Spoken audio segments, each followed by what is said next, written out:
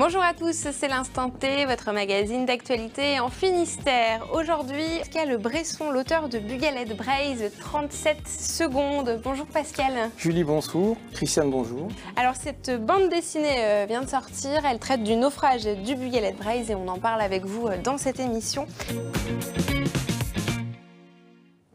Alors Pascal Bresson, vous êtes le scénariste de cette bande dessinée, voilà je la montre, Bugaled Braise 37 secondes, dont les illustrations ont été faites par Erwan Lesecq. Et édité aux éditions Locus Solus, évidemment. Pourquoi est-ce que vous avez choisi de mettre en image cette histoire, ce fait réel de l'histoire? Alors en fait c'est mon nouveau combat. Je suis un auteur de bande dessinée depuis plus de 20 ans. J'ai illustré, parce que je fais aussi dessin et histoire. Et depuis une dizaine d'années, je me consacre aux grandes affaires non élucidées, comme l'affaire Seznec, Dominici, Dreyfus.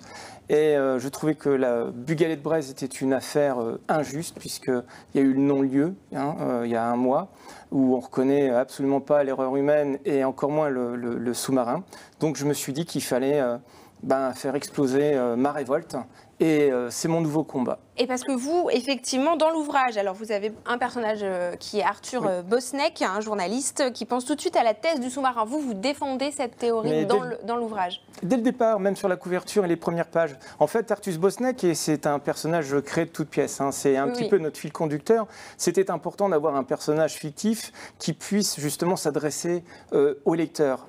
C'est lui qui va mener son enquête. Il va vraiment aller jusqu'au bout, mais en même temps, il a un passé, c'est quelqu'un qui est quand même angoissé, qui est un peu parano.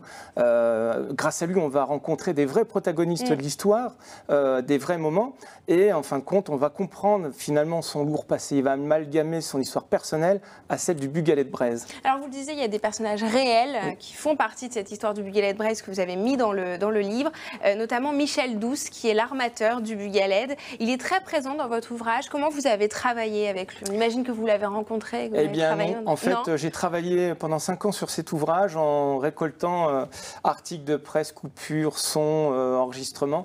Et j'ai fait la connaissance de Michel Douce seulement aujourd'hui pour le lancement de la bande dessinée. Et pour moi, c'était une grande émotion parce que je l'ai créé en fait en tant que héros de papier dans cet album. Et là, je l'ai vu en vrai. Et pour moi, c'est une grande émotion parce que je voulais soutenir le combat avant tout, soutenir les familles, mais soutenir aussi cette personne en grande souffrance, comme toutes les autres familles, évidemment, et de l'avoir vu en chair et en os, croyez bien, je suis aussi moi-même très ému. Comment vous avez rencontré, par contre, les membres des familles des 5 marins disparus en janvier 2004 ? Comment est-ce qu'ils abordent la sortie de cet ouvrage ? Alors forcément, ils sont toujours un petit peu curieux parce qu'on va parler de leur histoire, et puis c'est une histoire encore récente, il y a que 12 ans. L'affaire Seznec, 85 ans, c'est oublié, sauf que là, c'est encore une histoire bien pesante, c'est encore une ambiance assez lourde. Les familles ont découvert mon travail via Facebook. En fait, je les avais en tant qu'amis sans savoir, parce que j'ai beaucoup traité des sujets comme la mer. Et là, évidemment, se sont manifestées.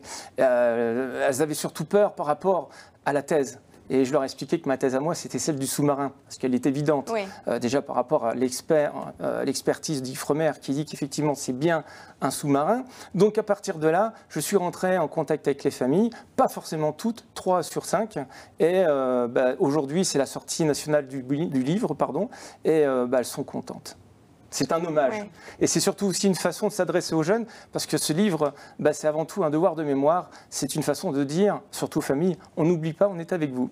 Merci beaucoup Pascal Bresson. On rappelle Bugaled Braise 37 secondes aux éditions Locus Solus. Merci beaucoup d'être venu nous parler de cet ouvrage. Vous le dédicacez à Quimper bientôt ? Je suis demain à Quimper, à la FNAC de Quimper, samedi, donc, à 15h. À la FNAC de Quimper. Très bien. Merci à vous de nous avoir suivis. Vous pouvez bien sûr revoir cette émission et tous nos autres programmes sur notre site internet www.tbo.bzh. Nous, on se retrouve lundi pour un nouvel Instant T. Excellent week-end sur TBO.